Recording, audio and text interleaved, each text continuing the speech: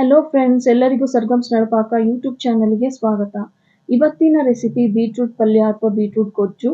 ಇದು ಚಪಾತಿ, ರೊಟ್ಟಿ ಹಾಗೂ ದೋಸೆಗೆ ಒಂದು ಒಳ್ಳೆಯ ಕಾಂಬಿನೇಷನ್ ಅಂತಾನೆ ಹೇಳ್ಬೋದು.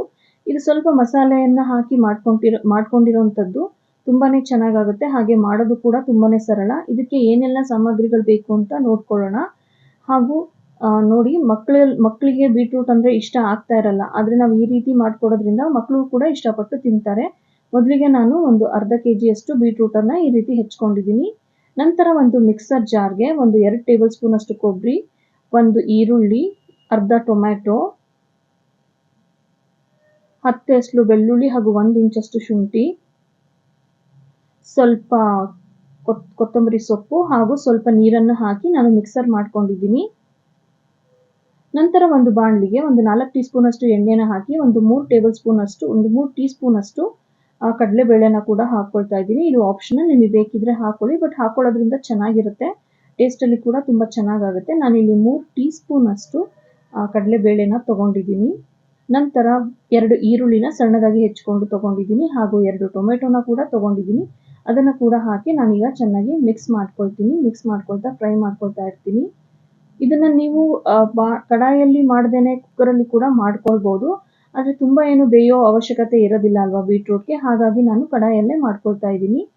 ನೋಡಿ, ಈ ರೀತಿ ಸ್ವಲ್ಪ ಹೊತ್ತು ಎಣ್ಣೆಯಲ್ಲಿ ಫ್ರೈ ಮಾಡಿದ ನಂತರ ನಾವೀಗ ಬೀಟ್ರೂಟನ್ನು ಹಾಕೊಳ್ಳೋಣ. ನೋಡಿ, ಈ ರೀತಿ ನಾನು ಹೆಚ್ಕೊಂಡಿದ್ದೀನಿ. ಇದಕ್ಕಿಂತ ಸಣ್ಣಗೆ ಕೂಡ ಹೆಚ್ಕೋಬೋದು, ಆದರೆ ದಪ್ಪ ಕೂಡ ಹೆಚ್ಕೋಬೋದು. ನಿಮಗೆ ಯಾವ ಥರ ಬೇಕೋ ಆ ಥರ ಹೆಚ್ಕೊಂಡು ಈ ಎಲ್ಲ ಪದಾರ್ಥಗಳ ಒಟ್ಟಿಗೆ ನಾವು ಚೆನ್ನಾಗಿ ಈಗ ಮಿಕ್ಸ್ ಮಾಡ್ಕೊಳ್ಳೋಣ.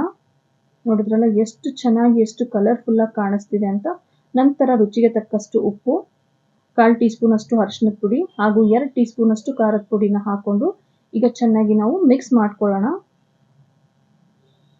ನೋಡಿದ್ರಲ್ಲ ಎಷ್ಟು ಅದ್ಭುತವಾದ ರೀತಿಯಲ್ಲಿ ಕಾಣಿಸ್ತಿದೆ ಅಂತ. ನಂತರ ನಾವು ಏನು ಮಸಾಲೆ ರುಬ್ಕೊಂಡು ಇಟ್ಕೊಂಡಿದ್ವಲ್ಲ ಅದನ್ನು ಕೂಡ ಹಾಕಿ ಚೆನ್ನಾಗಿ ಮಿಕ್ಸ್ ಮಾಡ್ಕೊಳ್ಳೋಣ. ನೋಡಿ, ಸ್ವಲ್ಪನೇ ಮಸಾಲೆ ಹಾಕೊಂಡಿದ್ದೀನಿ ನಾನು. ಹಾಕೊಂಡು ಮಾಡ್ಕೊಳ್ಳೋದ್ರಿಂದ ತುಂಬಾನೇ ಚೆನ್ನಾಗಾಗುತ್ತೆ. ಇದನ್ನ ನಾವು ಗ್ರೇವಿ ರೀತಿಲಿ ಕೂಡ ಮಾಡ್ಕೊಳ್ಬೋದು, ಇಲ್ಲ ಅಂದರೆ ನಾನು ಮಾಡಿರೋ ಥರ ಗಟ್ಟಿ ರೀತಿಲಿ ಕೂಡ ಮಾಡ್ಕೊಳ್ಬೋದು. ನಂತರ ಮಿಕ್ಸರ್ ಜಾರಲ್ಲಿ ಮಸಾಲೆ ಉಳಿದಿರುತ್ತಲ್ಲ ಅದಕ್ಕೆ ಕೂಡ ಸ್ವಲ್ಪ ನೀರನ್ನು ಹಾಕ್ಕೊಂಡು, ನಮಗೆ ಎಷ್ಟು ನೀರು ಬೇಕೋ ಅಷ್ಟು ನೀರನ್ನು ಹಾಕ್ಕೊಂಡು ಕರೆಕ್ಟ್ ಕನ್ಸಿಸ್ಟೆನ್ಸಿಲಿ ನಾವು ಮಿಕ್ಸ್ ಮಾಡಿಕೊಂಡು ಲಿಡ್ಡನ್ನು ಕ್ಲೋಸ್ ಮಾಡ್ಕೊಳ್ಳೋಣ. ಇಲ್ಲಿ ಯಾರೆಲ್ಲ ನಮ್ಮ ಚಾನಲ್ನ ಸಬ್ಸ್ಕ್ರೈಬ್ ಮಾಡ್ಕೊಂಡಿಲ್ವೋ ಒಮ್ಮೆ ನಮ್ಮ ಚಾನಲ್ಗೆ ವಿಸಿಟ್ ಮಾಡಿ. ನಿಮಗೆ ಇಷ್ಟ ಆದಲ್ಲಿ ಸಬ್ಸ್ಕ್ರೈಬ್ ಮಾಡ್ಕೊಳ್ಳಿ. ಒಂದು 3-4 ವೀಡಿಯೋಸ್ನ ನೋಡಿ ನಂತರ ಡಿಸೈಡ್ ಮಾಡ್ಕೊಳ್ಳಿ. ನೋಡಿ, ಇವಾಗ ಕುದೀತಾ ಇದೆ, ಸಣ್ಣದಾಗಿ ಎಲ್ಲ ಕಡೆನೂ ಕುದೀತಾ ಬರ್ತಾ ಇದೆ. ಈ ಟೈಮಲ್ಲಿ ನಾವೀಗ ಲಿಡ್ಡನ್ನು ಕ್ಲೋಸ್ ಮಾಡ್ಕೊಳ್ಬೇಕಾಗುತ್ತೆ. ನೋಡಿ, ಮತ್ತೊಮ್ಮೆ ಚೆನ್ನಾಗಿ ಮಿಕ್ಸ್ ಮಾಡಿ ಲಿಡ್ಡನ್ನು ಕ್ಲೋಸ್ ಮಾಡ್ಕೊಳ್ತೀನಿ. ಕ್ಲೋಸ್ ಮಾಡಿ 5 ನಿಮಿಷಗಳ ಕಾಲ ಬೇಯಿಸ್ತೀನಿ. ನೋಡಿ, ಈಗ 5 ನಿಮಿಷ ಆಗಿದೆ. 5 ನಿಮಿಷ ಆದಮೇಲೆ ಯಾವ ರೀತಿ ಕಾಣಿಸುತ್ತೆ ಅಂತ. ಈಗ ನೋಡಿ, ನಿಮಗೆ ಹೀಗೆ ಸಾಕು, ಇಷ್ಟು ಗ್ರೇವಿ ಥರ ಬಂದಿದ್ರೆ ಸಾಕು ಅನ್ನೋದಾದರೆ ಈಗ ಕೂಡ ನೀವು ಆಫ್ ಮಾಡ್ಕೊಳ್ಬೋದು, ಏನೂ ತೊಂದರೆ ಇಲ್ಲ. ನೋಡಿ ಯಾವ ರೀತಿ ಬೆಂದು ಕಾಣಿಸ್ತಿದೆ ಅಂತ. ಆದರೆ ನಾನು ಇನ್ನೂ ಒಂದು ಸ್ವಲ್ಪ ಡ್ರೈ ಮಾಡ್ಕೊಳ್ತೀನಿ. ಕೊನೆಯದಾಗಿ ನಾವು 1 ಟೀ ಸ್ಪೂನ್ ಅಷ್ಟು ಗರಂ ಮಸಾಲ ಪೌಡರ್ನ ಹಾಕ್ಕೊಂಡು ಚೆನ್ನಾಗಿ ಮಿಕ್ಸ್ ಮಾಡ್ಕೊಳ್ಳೋಣ. ಇದು ಲಾಸ್ಟಲ್ಲಿ ಹಾಕ್ಕೊಂಡ್ರೆ ಒಳ್ಳೆಯದು, ಹಾಗಾಗಿ ನಾನು ಕೊನೆಯದಾಗಿ ಹಾಕ್ಕೊಳ್ತಾ ಇದ್ದೀನಿ. ಈಗ ನಾನು ಗ್ಯಾಸನ್ನು ಆಫ್ ಮಾಡಿದ್ದೀನಿ. ನೋಡಿ, ಈ ರೀತಿ ಇಷ್ಟು ಗ್ರೇವಿ ಸಾಕು ಅಂತ ಹೇಳಿ, ಇಷ್ಟು ಗಟ್ಟಿಯಾಗಿ ಸಾಕು ಅಂತ ಹೇಳಿ ನಾನು ಆಫ್ ಮಾಡ್ಕೊಂಡಿದ್ದೀನಿ. ನಿಮಗೆ ಏನಾದರೂ ಇನ್ನೊಂದು ಸ್ವಲ್ಪ ಗ್ರೇವಿ ಥರ ಬೇಕು ಅಂದರೆ ಮೊದಲೇ ಗ್ಯಾಸನ್ನು ಆಫ್ ಮಾಡ್ಕೊಳ್ಳಿ. ಸ್ವಲ್ಪ ನೀರಿದ್ದಾಗಲೇ ಆಫ್ ಮಾಡ್ಕೊಳ್ಳಿ, ಅದು ಕೂಡ ಚೆನ್ನಾಗಿರುತ್ತೆ, ಇದು ಕೂಡ ಚೆನ್ನಾಗಿರುತ್ತೆ. ನಾನು ಚಪಾತಿಗೆ ಮಾಡ್ಕೊಂಡಿರೋದ್ರಿಂದ ನಾನು ಈ ರೀತಿ ಮಾಡ್ಕೊಂಡಿದ್ದೀನಿ. ನೋಡಿ, ಬೆಂದು ಯಾವ ರೀತಿ ಎಷ್ಟು ಅದ್ಭುತವಾಗಿ ಕಾಣಿಸ್ತಿದೆ ನಮ್ಮ ಬೀಟ್ರೂಟ್ ಪಲ್ಯ ಅಂತ.